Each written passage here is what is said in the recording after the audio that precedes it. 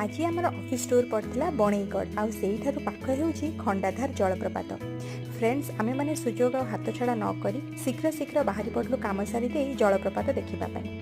सेठी पहुँचला पर मन को एते शांति लगुला। प्राकृतिक परिवेश मध्य खंडाधार जलप्रपातर दृश्य मन को एकदम खुशी कर दउथिला। आपण माने मध्य प्लान करंतु जीवा पई। सुनंतु झरणार कुळुकुळु शब्द केमती सुना जाउछि।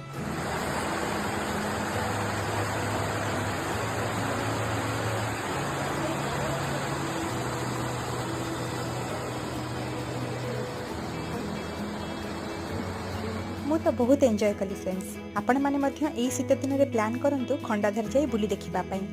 सेठी रहिले इको रिसोर्ट रो मध्य सुविधा अछि। आपण माने चाहिले आगुरु बुक मध्य करि परिबे। मु बहुत एंजॉय कली, आपण माने मध्य बहुत एंजॉय करिवे। कमेंट करके जणांतु वीडियोटी किपरि लागिला। Bye bye and take care.